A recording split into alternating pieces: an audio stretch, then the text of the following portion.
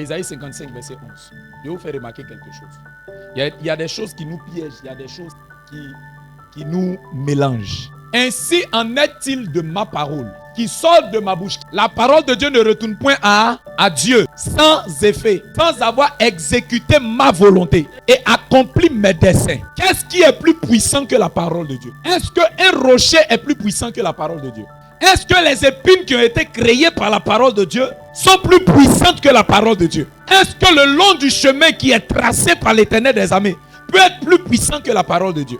Mais regardez l'homélie de Jésus et la présentation de Christ. La chose suprême qui est au-dessus de toute chose, il dit lorsque cette chose-là vient dans la vie d'une personne, il y a des éléments qui font obstacle à cela. Or, Ésaïe 55, 11 dit, la parole de Dieu ne peut retourner à lui sans effet. Ça voudrait dire que si Dieu t'a dit une chose, la chose que Dieu a déclarée ou la chose que Dieu a libérée qui est sa parole ne peut pas revenir à Dieu sans avoir accompli son effet. En d'autres termes, il n'y a rien qui puisse faire barrière, obstacle et blocage à la parole de Dieu. Mais Jésus enseigne et il parle de l'homme. Et il dit l'homme est dans une mesure où il y a possibilité que la parole de Dieu retourne à Dieu sans qu'il y ait effet dans la vie de cette personne. Il y a un danger.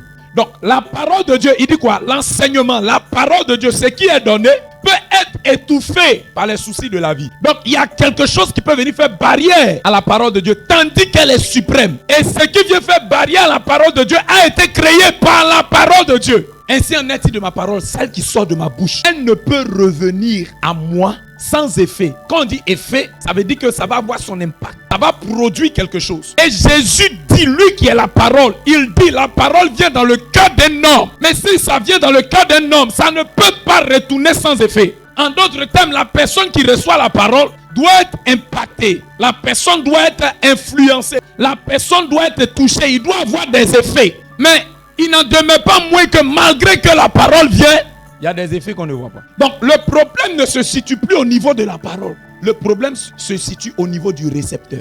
Donc Dieu n'est pas impuissant. Mais quand nos problèmes sont en train de prendre une grande place par rapport à ce que Dieu dit, c'est là qu'il y a problème. Jésus dit les soucis de la vie. Donc en réalité, les soucis de la vie même peuvent bloquer la prophétie qu'il y a sur toi. La terre pierreuse, c'est ce qui n'a pas d'enracinement. Donc tu ne t'enfonces pas. Tu es là, mais tu ne t'enfonces pas. Il n'a pas dit que ça n'y est pas là. C'est là, mais seulement que les racines ne vont pas en profondeur.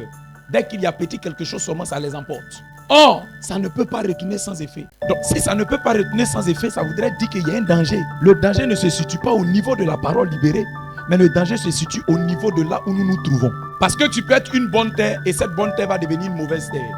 Les circonstances de la vie, les événements de la vie peuvent te changer et changer tes prédispositions et tes dispositions que tu avais vis-à-vis de Dieu. Et une fois que c'est changé, ce n'est plus que la parole de Dieu n'a pas de pouvoir. C'est tout simplement que ta condition qui doit permettre à la parole d'avoir de l'impact et d'émerger est complètement submergée. Or, c'est dangereux ce que Jésus est en train d'enseigner. Qu'est-ce qui peut retenir la parole de Dieu? Tout a été créé par la parole. Donc, qu'est-ce qui peut retenir la parole? Donc, Jésus a enseigné ça. Et Jésus a montré les éléments par lesquels le diable va agir pour nous empêcher d'avoir les effets de la parole. Primo, le long du chemin, il dit quoi? Les esprits viennent et puis ils emportent. Est-ce que dans cette parabole, Jésus a parlé des péchés? Non. Donc, tout le problème ne se situe pas au niveau du péché. Tout le problème là ne se situe pas au niveau du péché. Pourquoi? Jésus a déjà vaincu le péché. Jean chapitre 1, verset 1. Au commencement était la parole. La parole était Dieu. Et cette parole est venue au milieu de nous pleine de grâce. Et les siens ne l'ont pas. Mais à tous ceux qui l'ont reçu, elle a donné le pouvoir de devenir enfant de Dieu. Observe avec moi que la parole là s'est faite chair. Donc quand Jésus est en train de parler, il est en train de parler de lui-même. Quand Jésus est en train d'enseigner par rapport aux différentes terres, il ne parle pas d'autre chose. Il parle de lui. Il parle de la réception de sa personne. Et celui qui parle de lui-même dit que vous qui entendez ma parole, qui est capable de toutes choses et qui fait toutes choses, il y a possibilité que cette parole-là connaisse un obstacle sur le territoire des hommes. Maintenant, observez avec moi.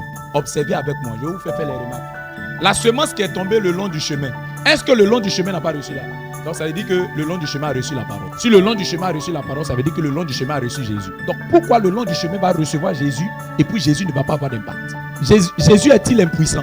La terre pierreuse reçoit la semence. La semence, c'est Jésus. Est-ce que les pierres sont plus puissantes que Jésus? Tout reçoit la parole mais tout ne va pas vivre. Dans les 4 différentes terres qui sont présentées, Jésus ne parle pas de péché. Le long du chemin, c'est ceux qui n'ont aucune balance, qui vont n'importe comment. Il y a la terre où il y a les épines. Il dit ce sont les soucis de la vie. C'est pas tout, si vous lisez, il dit les soucis de la vie et la richesse de ce monde. C'est ça qui vient et puis ça étouffe ce qui est de Dieu. Toi, tu peux étouffer Dieu. Tu peux étouffer Dieu. Qui parmi nous peut étouffer Dieu? Maintenant, je vous pose la question. La bonne terre qui a reçu la semence, est-ce que la semence qui est tombée le long du chemin est différente de la semence qui est tombée sur la bonne terre? Répondez-moi. C'est la même semence. Je vais enlever quelque chose de ta tête. L'Éternel a dit, il le fera. Ce n'est pas un homme menti. Ce que sa bouche a dit, sa main, ok. Il faut bien m'écouter. On dit tu es la bonne terre. Ah, si semence là, tiens. Quand la semence est partie là-bas, c'est chez qui? C'est chez qui? C'est chez lui. Si c'est chez lui, ce qu'il a reçu là, c'est ce qui a créé tout l'univers.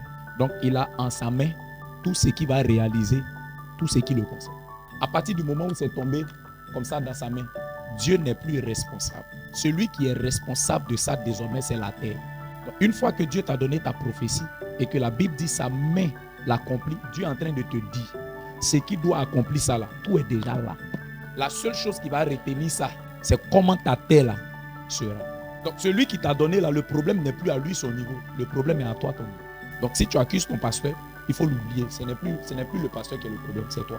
Ce n'est plus le prophète qui est le problème, c'est toi. Pour que tu puisses bien comprendre, Dieu dit, ma main n'est pas trop courte pour agir. Mais ce sont vos crimes. Quand il dit ce sont vos crimes, il est en train de dire, ne croyez pas que ça ne peut, je peux. Mais le format de terre que vous êtes devenu là, je ne peux pas accomplir. Parce que je ne suis plus responsable du genre de terre que vous êtes. C'est à vous d'être la bonne terre.